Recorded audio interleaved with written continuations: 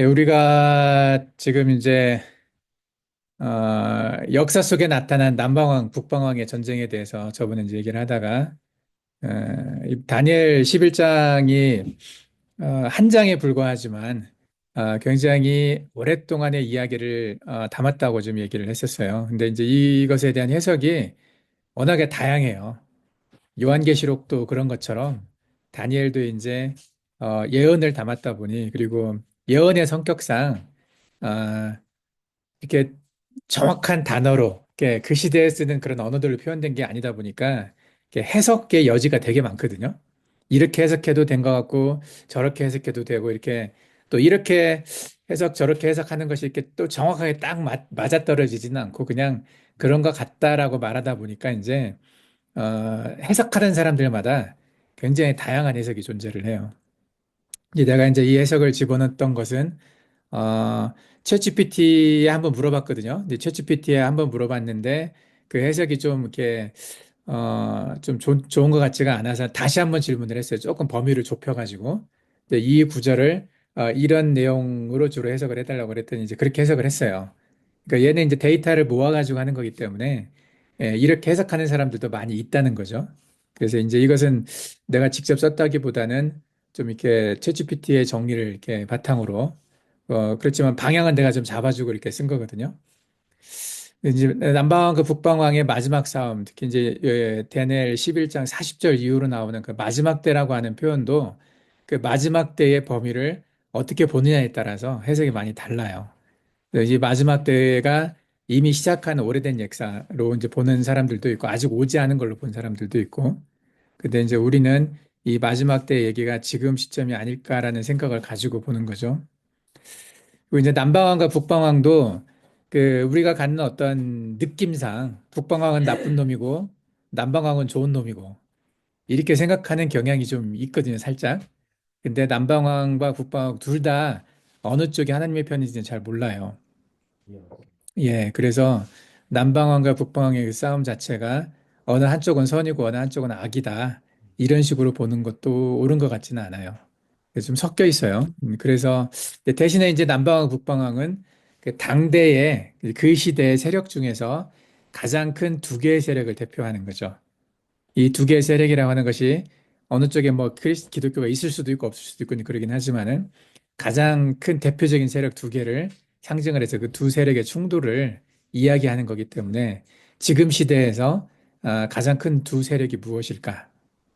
예전에는 뭐 미국과 소련, 예전에는 공산주의와 민주주의 뭐 이런 식으로 이렇게 돼 있었잖아요. 근데 이제 지금의 흐름으로는 패트리얼리즘과 글로벌리즘이라고 볼 수가 있는 거죠. 근데 패트리얼리즘, 글로벌리즘 두 가지 안에 들어가지 않은 세력들도 있지만 대부분은 이 두 가지 세력으로 나눌 수 있겠다라고 생각이 돼서 지금 이제 마지막 때의 전쟁과 종말의 예언들은 아마도 글로벌리즘과 패트리얼리즘의 대립이 아닐까라고 생각을 하는 거죠.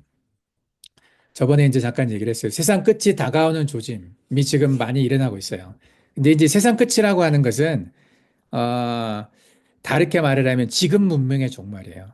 이 세상이 완전히 끝나는 게 아니라 지금의 문명. 우리가 문명이 한번 끝냈던 적이 있었죠. 노아홍수 이전에 한 문명이 있었는데 그 문명이 노아홍수로 인해서 한번 끝나고 다시 새로운 문명이 이 땅에서 시작이 됐어요.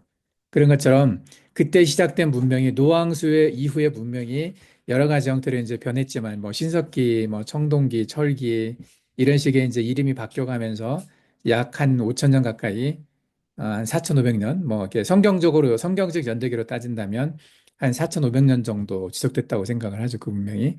근데 이제 이 문명이, 끝나고 새로운 문명이 시작될 수도 있겠다라는 그런 조짐이라고 하면 어떤, 뭐, 이렇게 사인 같은 거죠. 그런 사인들이 여기저기서 나타나기 시작을 했어요. 이제 이것을, 지금의 문명이 끝나가는 조짐으로 보는 사람도 있고, 그렇지 않은 사람들도 있지만, 이제 성경을 바라보는 입장에서 이제 성경에 여러 가지 예언들이 있었기 때문에 이제 그런 입장에서 바라보면 지금 이 세상이 끝나가는 이번 문명이 끝나가는 조짐이 여기저기서 드러나고 있다.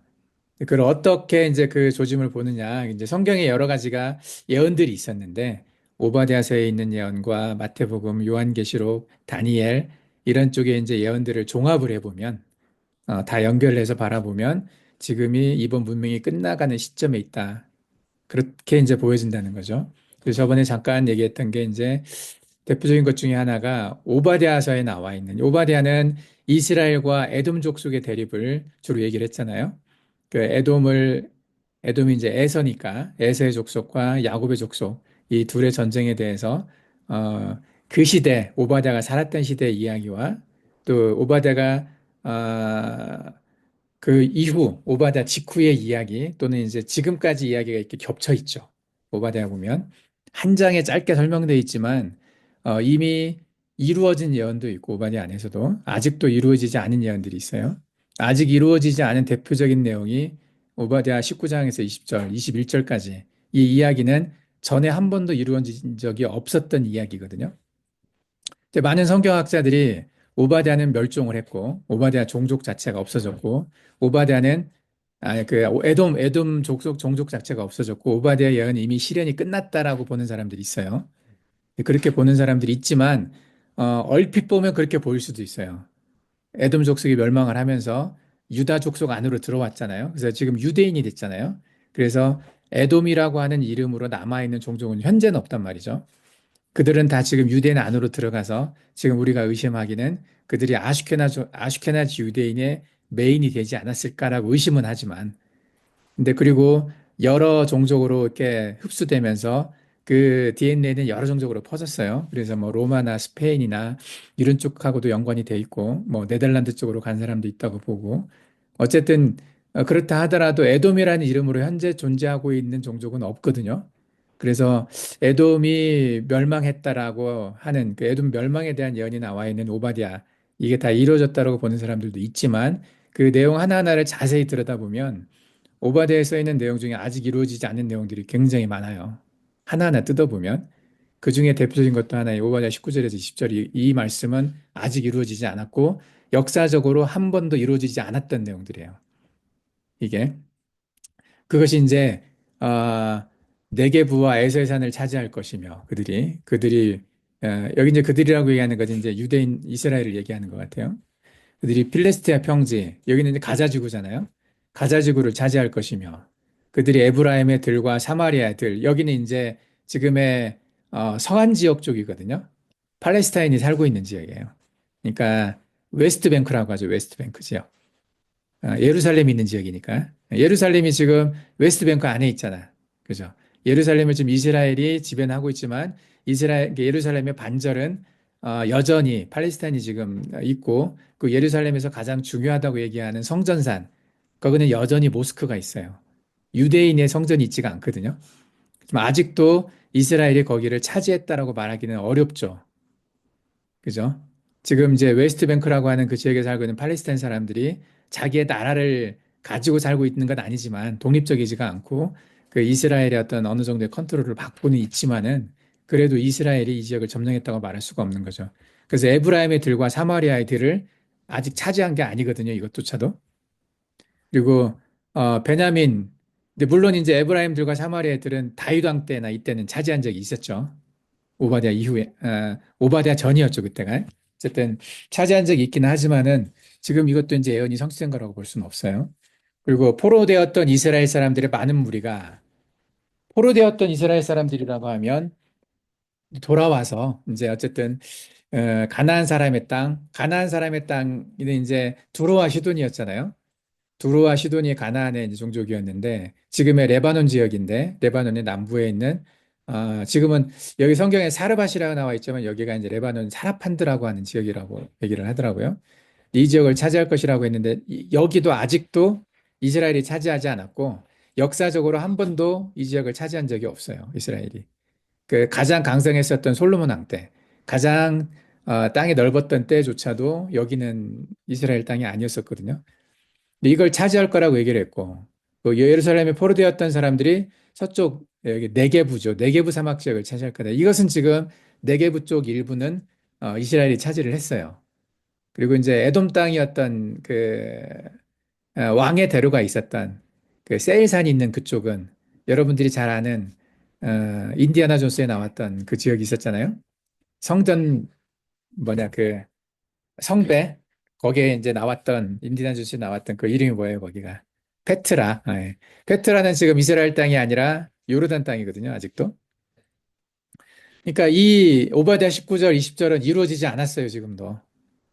근데 이러고 나서 21절에 이제 어, 뭐냐 그 시온산에 오른 자들이 예세산을 심판하고 나라가 여호와께 속한다라고 표현되는 마지막 절. 그것도 아직도 안 온 거잖아요. 그러니까 오바댜서는 지금 이루어지지 않았어요, 예언이. 예, 전에 이루어졌던 적도 없었고. 그러니까 아직 끝이 오지 않은 거죠. 근데 지금 세상의 흐름을 보면 하마스와 이스라엘의 전쟁을 보면서 이 방향으로 가고 있다라는 느낌이 있는 거죠. 지금 이제 트럼프가 최근에 이 가자 지구를 미국이 소유하고 미국이 이 땅을 개발을 해서 이 지역을 많은 부자들이 지낼 수 있는 어떤 유원지처럼 휴양지로 만들겠다 이런 얘기를 했어요. 근데 이 가자 지구가 있는 이 땅의 바다가 지중해잖아요, 지중해. 그리고 이 바다가 굉장히 해변이 좋아요. 모래사장도 상당히 넓고 아름답게 돼 있어요. 근데 이제 이 지역이 개발을 하게 되면 굉장히 좋을 거라고 생각을 해서 개발을 했으면 좋겠다라고 말은 했지만 현실적으로 이 지역에는 거의 200만 명의 팔레스타인 사람이 살고 있단 말이에요, 현재. 그리고 이 사람들을 내보내지 않으면은 그 지역을 개발할 수가 없어요. 지금 현재는 이제 많이 부서지긴 했죠, 다. 많이 부서져서 인프라가 다 무너져 있는 상황이니까 새로 지어야 사람들이 살 수 있기는 한데, 뭐 내보내서 새로 건축하고 다시 받아주어서 그 지역에 살게 하겠다 이런 것도 아니거든요. 그러니까 이 지역에 살고 있는 사람들을 이집트 아니면 요르단으로 다 내보내겠다는 거죠. 이것에 대해서 이제 아랍 사람들은 다 반대를 하고 있거든요. 근데 이게 최근에 트럼프 대통령이 되고 나서 가장 첫 번째 만난 외국 정상이 네타냐후 이스라엘 총리였거든요. 가장 첫 번째 만난 사람이. 그래서 이 트럼프하고 네타냐후는 되게 가까워요. 근데 이 그 안에 있는 내막을 정확하게는 몰라요. 트럼프하고 네타냐후 관계가 어떤 건지, 왜 트럼프는 네타냐후한테 잘해주는 건지, 네타냐후와 트럼프는 같은 조직에 있는 사람인 건지, 아니면 같은 마인드를 갖고 있고 같은 믿음을 갖고 있는 사람인지 정확하게 알려진 건 없어요. 근데 어쨌든 트럼프는 지금 현재 이스라엘 정부에 상당히 호의적이고 이스라엘에 도움이 되는 쪽으로 정책 결정을 많이 했다는 거죠. 그 중에 하나 대표적인 것이 최근에 가장 첫 번째로 네타냐후를 불렀고 네타냐후 만나서 둘이 이제 나와서 그 발표를 했잖아요. 그게 가자지구. 이 가자지구가 그 이스라엘이 있는 땅 중에서 가장 가치 있는 땅이거든요, 이쪽이. 현재 이스라엘 북쪽에 그 텔아비브가 있는 수도 이쪽이 있지만은 이쪽보다도 오히려 역사적으로 보면 이 가자 지구가 되게 가치가 있는 땅이었어요. 블레셋 사람들이 살고 있었고 예전에 이스라엘 백성 여호수아가 점령을 했었을 때 단지파에게 줬었을 때도 여기를 점령을 못했었고 또 여기가 그리고 이쪽 앞바다에 석유가 많이 있거든요, 지금. 요 이스라엘이 이쪽 지중해 쪽 바다 그 앞쪽에 굉장히 큰 그 뭐 지하자원 매장이 돼 있다라고 얘기를 하고 있어요. 그래서 아마 이 땅이 굉장히 가치 있는 땅이라고 생각이 되는데 그것을 이스라엘이 차지한다 또는 미국이 차지한다. 미국이 차지해서 이스라엘한테 주려고 그러는 거잖아. 어떻게 보면. 근데 이제 그런 것들을 다른 나라가 인정할 수가 없죠. 주변에 있는 아랍 국가들이나 아니면 러시아나 뭐 중국이나 뭐 이란이나 이런 그 연관돼 있는 나라들이 이걸 이제 인정할 수가 없거든요. 근데 이걸 어쨌든 발표를 했어요. 어, 공개적으로 다 사람들 앞에서 얘기를 했단 말이죠. 그리고 이 이야기를 갑자기 한 게 아니에요. 이 이야기를 가장 처음 얘기했던 언론에 얘기했던 게 1년 전에 요 그 트럼프 대통령의 사위가 얘기를 했어요. 사위 이름이 뭐였더라? 이 사람이 생각이 안 나. 쿠르너, 쿠. 사위가 이름이 뭐였었지, 이름이? 어, 쿠 뭔데? 어쨌든, 이 사위가 유대인이잖아요. 유대인, 아슈케나즈 유대인이고, 이 사람의 집안이 이제, 뭐, 미국에서 이제 그 부동산업을 했던 사람으로, 이렇게 유력한 사람인데, 이, 사위가, 1년 전에 먼저 언론에 얘기를 한 적이 있었어요. 어, 그래서 이걸 미국이 개발하면 좋겠다라는 얘기를 한 적이 있었는데, 그리고 그 내부적으로 이야기가 많이 됐을 거라고 생각을 해요. 그리고 어떤 보관이 있을 거야. 반대가 분명히 있다는 거 알겠지만, 그 반대를 이겨내고 어떻게 하는 방법을 지금 아마 이게 로드맵을 만들어 놨을 거라는 생각은 들어요. 그런 것도 안 하고 트럼프가 이렇게 하겠다고 말 꺼내진 않았을 거거든요. 한번 꺼내봤다가 누군가 반대 많이 하면 아니면 말고 그냥 이렇게 물러나고 이럴 거였으면 말도 안 했겠지. 그렇죠. 그래서 어쨌든 여기에서 굉장히 큰 변화가 있을 거라는 생각이 들어요. 이쪽 지역 중에서 현실적으로 가장 어려운 지역이 이 가자 지구였거든요. 가자 지역이 가장 강력한 팔레스틴의 무장 정파 하마스가 있었고 여기 사르밧 아니 저기 이쪽 그 웨스트뱅크 같은 경우는 그렇게 강력하지 않거든요.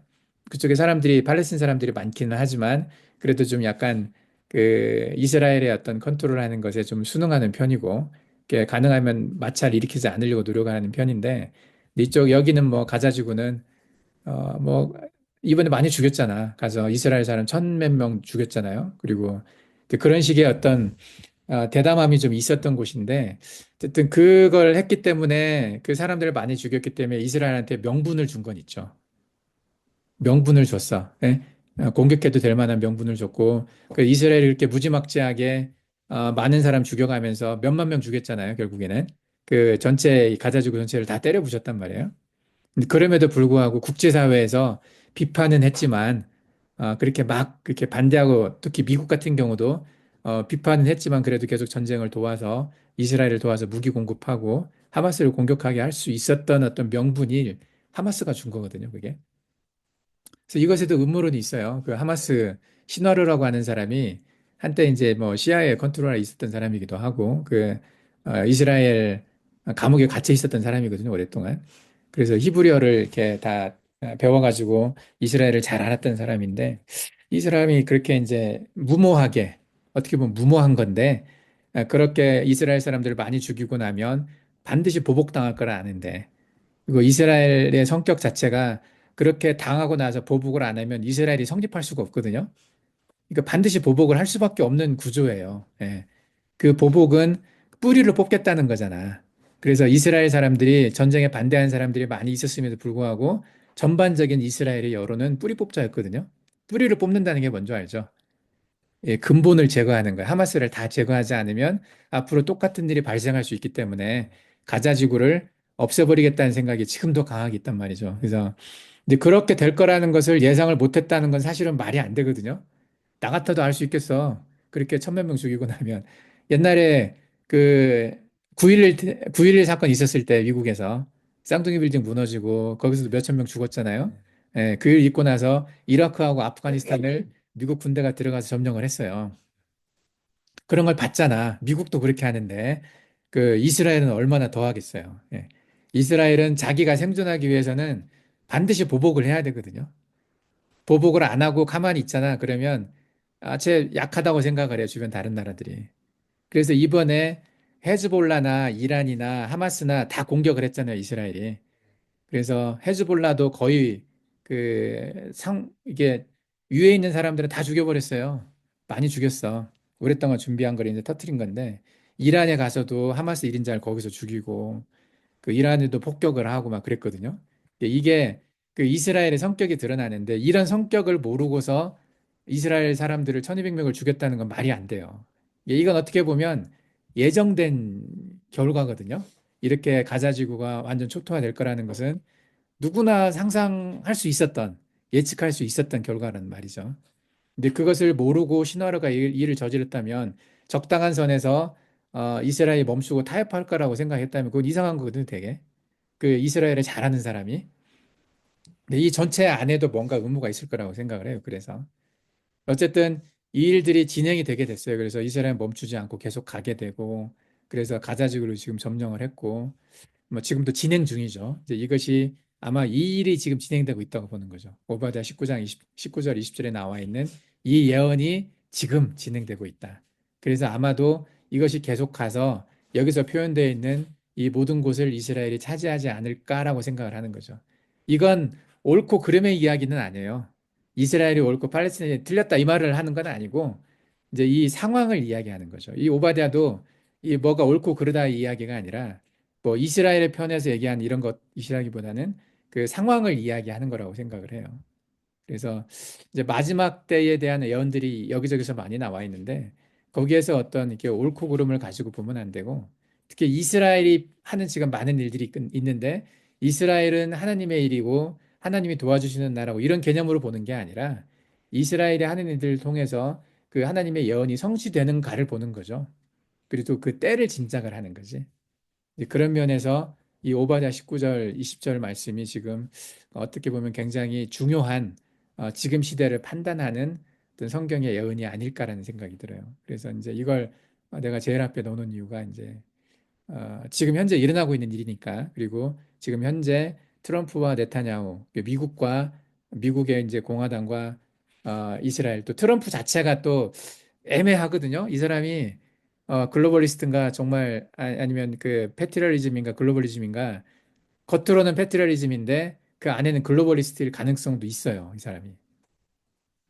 그렇게 보는 사람들도 많이 있거든요. 예, 그래서 이 트럼프의 정체를 잘 몰라요. 지금도. 뭐 일론 머스크도 정체를 잘 모르겠고, 예, 그래서 지금 진행되고 있는 이 방향들이 어떻게 갈 것인가, 뭐 트럼프가 우리 편이라고 볼 수도 없고, 예, 지금 뭐 우리 편, 니네 편 없는 것 같아, 섞여가지고. 예. 그리고 어쨌든 글로벌리스트들이 지금 이제 굉장히 아직 득세를 하고 있죠. 지금 트럼프가 나름의 대통령의 권력을 가지고 글로벌리스트들이 했던 일들을 많이 이렇게 못하게 하고 행정명령 법으로 내려서 막고 막 하고 있지만 실제로 글로벌리스트들이 타격을 받을 것인가? 트럼프가 그렇게 한다고 해서 그것도 퀘스천 마크예요. 모르는 일이에요. 트럼프가 하려고 해도 하고자 하는 일들이 목적 달성을 못할 가능성이 지금 굉장히 많거든요. 왜냐하면 이 사람들이 세계 워낙 막강해서 이미 그 웬만한 공무원들, 뭐 실제 일하는 사람들은 다 이 사람들이에요. 내가 여러분들한테 뭐 아무리 하라고 해도 여러분들이 안 하면 방법이 없잖아. 그죠? 내가 직접 하는 게 아니니까. 그런 것처럼 명령을 누가 내려도 일을 하는 사람들이 안 해버리면 쉽지가 않아요. 지금 그런 상황인 것 같아요. 그래서 며칠 전에 그 일론 머스크가 나와서 한번 뉴스에 나와가지고 뭐 아이 하나 안고 트럼프 옆에서 이렇게 얘기하는 장면이 있었어요. 거기서도 보면은 이게 이제 저항하는 것들에 대한 이야기도 하고 그래요. 그러니까 자기가 하려고 하는 것들을 못하게 하고 이게 그리고 일론 머스크가 이제 나라의 재정부의 재정 상태를 보려고 하는데 그 사법부에서 보지 못하게 지금 명령 내리고 그랬어요. 그러니까 그건 불법이다 이런 식으로. 그래서 사법부가 지금 계속 트럼프가 내린 행정 명령들을 막고 있거든요. 못하게. 이게 지금 많이 부딪히고 있어요. 그래서 트럼프 생각대로 갈지는 모르겠어요. 이게. 예. 어쨌든 지금 상당히 치열하게 부딪히고 있다는 생각이 들어요. 이제 아까 저 얘기했던 것처럼 11장 40절 이 말이 이게 마지막 때가 언젠지 그 남방왕이 그를 찌른다라고 표현했던 이것이 무엇인지 우리는 정확하게 모르지만 지금 현재 상황을 비춰놓고 보면 지금 현재는 남방왕이 패트리얼리즘일 것 같고 그를 대표하는 트럼프가 어쨌든 여러 형태로 공격을 하고 있는 상황이니까 이게 지금 있지 않을까. 지금 진행 중인 게 아닐까. 그리고 북방황이 자기 이제 세력들을 몰고 와서 이제 공격하는 장면들이 나오는데 이게 이제 얼마 만의 시간 동안 이 일이 진행될지는 모르겠어요. 근데 지금 어쨌든 여기저기서 충돌을 하고 있어요. 여러 가지 형태로. 정치, 경제, 뭐 군사, 뭐 종교 이런 영역에서 지금 계속 충돌을 하고 있는 것 같아요. 근데 이것들을 이제 요한계시록에서는 어, 인이 열린다는 의미로 이게 그런 말로 표현을 했어요. 첫 번째인, 두 번째인, 세 번째인, 네 번째인 이것에 대해서 이제 우리가 전에 공부한 적이 있었어요. 이것은 지금 진행 중인 거죠. 이건 첫 번째인이 열리고 나서 그 다음에 두 번째인 이렇게 그렇다기보다는 이 함께 진행 중인 그런 느낌이 있는 거죠. 이게 왜냐면 함께 일어나야 그래서 지금 상황이 첫 번째인과 네 번째인까지 열린 상황이 아닐까라고 이제 보는 사람들이 많이 있어요. 첫 번째 인에 대해서는 이게 흰말 탄 사람이 나타나잖아요. 흰말. 그 탄자가 활을 가졌고 잘못 썼는데 면류관을 받고 나아가서 이기고 또 이기려고 하더라. 그래서 이게 흰말 탄 자가 누구냐? 근데 이 흰말 탄 사람이 뭐 트럼프라고 말하는 사람도 있고 예? 잘 모르겠어요. 예. 근데 이게 어쨌든 흰말은 어떤 사람은 그리스도라고 보지만 그리스도가 아니거든요. 이게 그쪽 반대편에 있는 사람이라고 보는 거죠. 예. 그리고 이게 화를 가졌다, 화살은 없고 활만 가졌다는 그 의미. 외국 가지고 해석하는 사람도 있고. 어쨌든 지금의 이 상황이 누군가는 나타났어. 근데 이제 누군가 나타난 이 흰말탄 자가 최종 보스는 아니고 우리가 이제 얘기하는 뭐 적그리스도나 짐승이나 이런 모습은 아니고 그 전에 나타나는 누군가라고 생각을 하는 거죠. 그쪽 편에서. 그리고 붉은 말이 나와서 서로 죽게 하고 이제 전쟁에 관련된 거잖아요. 서로 죽이게 하고 또 큰 칼을 받았더라. 이 전쟁들이 지금 일어나고 있죠, 실제로. 뭐 이 전쟁이 과거에 일어났던 전쟁만큼 큰 건 아니지만 뭐 우크라이나나 지금 이스라엘이나 이런 데서 계속 이제 전쟁들이 진행 중이고 있고 아마 다른 곳으로도 좀 번질 가능성들이 있고 그러면서 이제 물가가 많이 치솟고 뭐 기본 생필품조차 구하기 어려운 상황이 아직은 안 됐죠. 근데 점점 이런 사람들이 많이 나타나고 있는 것은 보여요. 최근에 이제 중국하고 이제 미국하고 이제 경제적으로 이렇게 전쟁을 하면서 그 중국 영상들도 좀 많이 올라오는데 이제 그 사실인지 어떤지 모르겠는데 최근에 내가 어제 봤던 영상 중에 하나가 상하이를 찍은 영상이 올라왔어요. 상하이가 중국에서 가장 그 번화한 많은 사람들이 왔다 갔다 하는 도시이고 그런데 그 상하이가 굉장히 텅텅 빈 느낌에 사람들도 별로 안 다니고 안에도 별로 사람이 없고 그리고 델구르 상점들도 많이 지금 닫혀 있고 뭐 이게 백화점이나 이런 데도 뭐 다니는 사람도 별로 없는 그런 영상들을 올리는 걸 좀 봤는데 저게 진짜인가 싶어요. 예, 그래서 그만큼 좀 어려워졌다는 얘기가 있고 그리고 시진핑과 그 공산당 그 정치권 안에서도 지금 여러 가지 갈등이 있다는 얘기가 들리고 그래서 일단은 중국의 많은 사람들이 가난해진 것 같아요. 한국도 지금 문 닫은 가게 되게 많거든요, 한국도. 그리고 점점 더 이게 어려워지고 있다라는 느낌들은 받죠. 몽골은 지금 어떤가?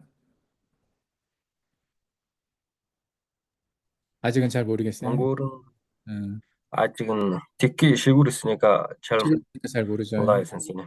그렇죠. 야, 물건 값이 올라가는 것은 그렇죠. 있기는 있어요, 선생님. 올라가는 건 있죠. 예.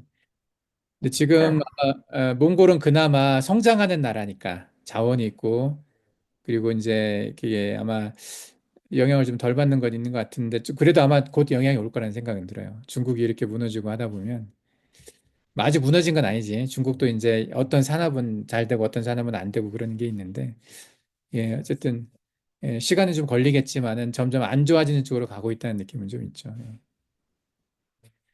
예, 그리고 아직 이제 뭐 네 번째 인에 대한 이야기, 흉년과 사망, 뭐 땅의 짐승 죽이더라. 이것도 이제 4분의 1의 권세를 얻었다고 되어 있는데 아직 이 정도는 아니지만 한 번 더 예전처럼 코비드 바이러스처럼 뭔가 새로 나온다든지 하면 이런 일들이 좀 더 확실해질 것 같기도 해요. 그리고 마태복음에도 예수님께서 이제 마지막 때에 대한 얘기가 있었어요. 마지막 때 징조들을 설명을 했는데 난리와 난리 소문들은 듣겠으나 너희는 두려워 말라. 이것도 좀 잘못 썼다. 이런 일이 있어야 하되 끝은 아니니라. 민족이 민족을 나라가 나를 대적하고 일어나겠고 곳곳에 기근과 지진이 있으리라. 이게 이제 요한계시록에 있는 네 가지 인과 관련되어 있는 이야기죠. 이것도. 그리고 거짓 선지자가 많이 일어나 많은 사람들을 미혹하게 하겠습니다. 이것도 이제 이렇게 본다면 거짓 선지자들 많이 있죠, 지금. 여기서 말하는 거짓 선지자. 이건 이제 적그리스도 요한 일서에 나와 있는 적그리스도 표현들이 있어요. 내가 이제 나중에 또 따로 설명을 할 텐데 여기는 이제 그리스도를 대적하는 자죠. 대적하는 자. 이런 사람들이 많이 일어날 거라는 이야기가 지금 뭐 여러 사람들이 좀 있죠. 예. 그리고 사랑이 점점 식어진다. 이것도 뭐, 예, 그 적용하면 지금 그러고 있다라고 생각할 수 있는 구절이죠. 그리고 이건 아직 안 왔어요. 24장 15절, 16절에 보면 너희가 선지자 다니에게 말씀하신 바 멸망에 가증한 것이 이것도 조금 내 다음 챕터에서 좀 자세히 설명을 할 거예요. 어, 그리고 이제 요 복음이 온 세상에 전파된 후에야 진정한 끝이 올 거라고 했는데 이건 이제 복음의 편에서 지금까지 얘기한 건 세상의 어떤 상황들을 보고 짐작할 수 있는 거고 마태복음 24장 13절 14절은 천국 복음이 모든 민족에게 증거되기 위하여 온 세상에 전파되리니 그치야 끝이 오리라. 이건 이제 하나님 나라 입장에서 복음이 얼마나 어, 퍼져야 전달이 돼야 끝이 오는지에 대한 이야기가 하나가 있어요. 이제 요거 가지고 우리는 많이 판단을 하죠. 그죠? 우리가 생각하기에 아직 우리가 할 일들이 너무 많거든. 복음이 몽골 우리 근처에는 모든 소문에 전해진 건 아니잖아요. 아직 한 번도 못 들어본 사람이 많이 있단 말이에요. 예수님의 이름조차 못 들어본 사람들도 있고 근데 이제 이게 지금 뭐 인터넷이나 이런 것들이 최근 몇 년 사이에 시골도 이제 많이 발달이 돼서 그 많은 사람들이 스마트폰을 갖게 되고 그래서 원한다면 들을 수 있는 시대가 됐잖아요. 우리가 만든 컨텐츠도 사람들이 원한다면 볼 수도 있는 시대가 됐고 해서 예전처럼 이렇게 사람이 한 명 한 명 걸어가서 한 명 한 명 만나서 입으로 복음을 전하고 그래야 복음이 전해지는 그런 시대는 아니거든요, 지금은. 그래서 생각보다 굉장히 빠른 시간 내에 여기 조건이 만들어질 수도 있어요. 복음이 전해지는 거. 신장이구르나 티벳이나 이런 데도 우리가 아직 교회가 서 있지 않고 복음을 못 들었다고 사람들이 생각을 하지만 우리가 몰랐던 교회가 없다고 생각했던 곳에 크리스천들이 있단 말이죠. 믿음이 있는 사람들도 있고 들어본 사람들이 있고 하는 거 볼 때 우리가 생각하는 것보다 더 이미 깊이 들어가 있을 수도 있어요. 네. 그래서 이 말씀이로만 보면 얼마나 남았는지 정확하게 예측하기는 어렵죠. 자, 지금 상황이 이런 상황이에요. 지금 시대가. 이런 시대를 이렇게 성경의 여러 구절을 통해서 이제 얘기를 하다 보니까, 지금일 것도 같은데라는 생각이 이제 드는 거죠. 물론 이런 상황이 뭐 옛날에도 있었죠. 뭐 1차 세전, 2차 세계대전 이런 것도 있었지만은 그때에 비해서 지금이 훨씬 더 이제 이 마지막 때에 대한 성경의 묘사와 성경의 설명과 지금의 상황이 많이 떨어지고, 맞아떨어지고 있다는 걸 느낄 수가 있어요. 그래서 이제 지금 시대에 남방안과 북방안이 누구냐? 패트리얼리즘과 글로벌리즘 이 두 가지 세력에 대해서 우리가 좀 정확히 알 필요가 있어요. 예, 예, 패트리얼리즘이라고 하는 이건 이제 예국주의라고 한국말로 하면 국가주의, 예국주의. 예국이 뭔 줄 알아요? 예국? 예국은 나라를 사랑한다는 뜻이죠. 예, 사랑의 자, 나라 국자거든요. 그래서 예국심, 나라를 사랑하는 마음. 자기 나라죠, 자기 나라. 다른 나라가 아니라.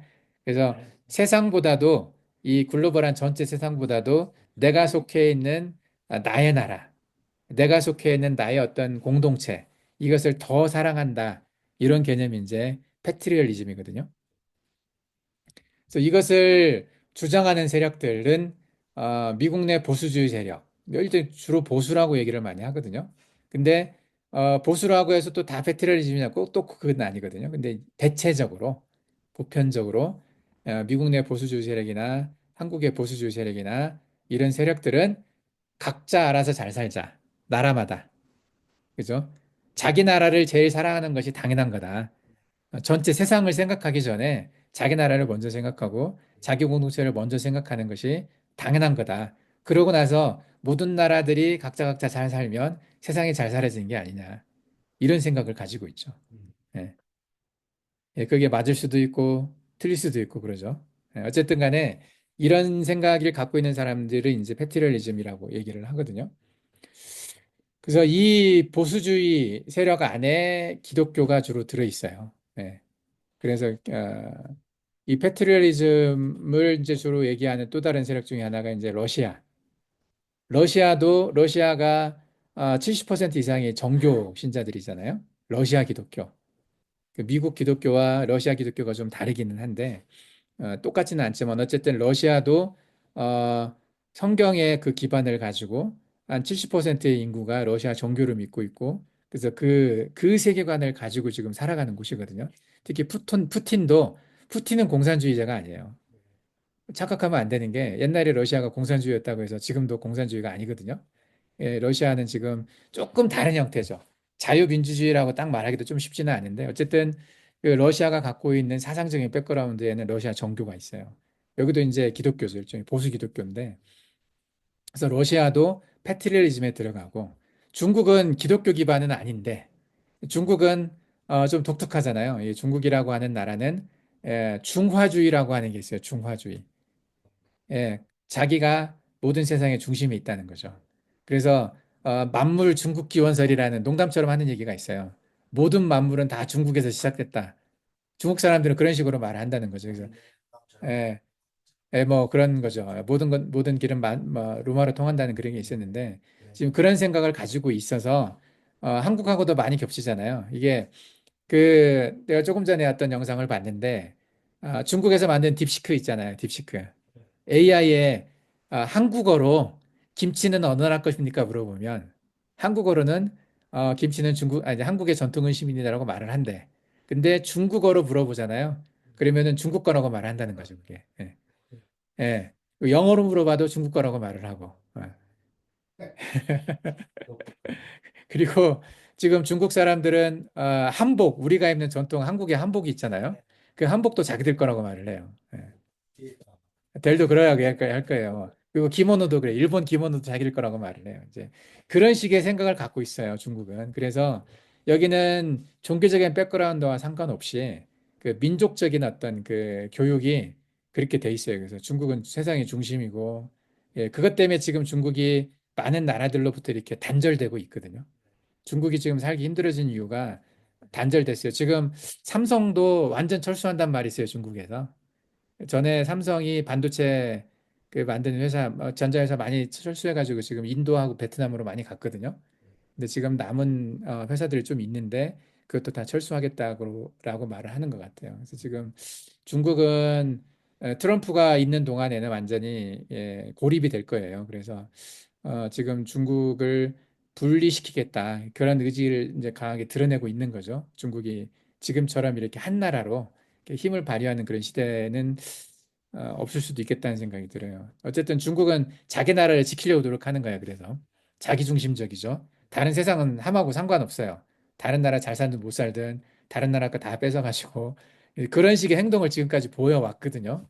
그러다 보니까 지금 이제 많이 고립이 되고 있는데 이런 것도 이제 패트리어리즘이니까 중국의 패트리어리즘 생각하면은 패트리어리즘 안 좋은 거네 이런 생각이 들죠. 나쁜 거다 이런 생각이 들죠. 예. 그런 안 좋은 이미지를 중국이 줬죠. 패트리어리즘에. 근데 그래도 어쨌든 간에 중국 중심의 어떤 세계관을 가지고 있는 그것이 패트리어리즘이라고 볼 수도 있거든요. 미국도 미국 중심의 세계관, 러시아도 또 러시아 중심의 세계관이 있어요. 그래서 자기 나라가 잘 살자. 그러고 하다 보니까 다른 나라는 못 살아도 상관없다.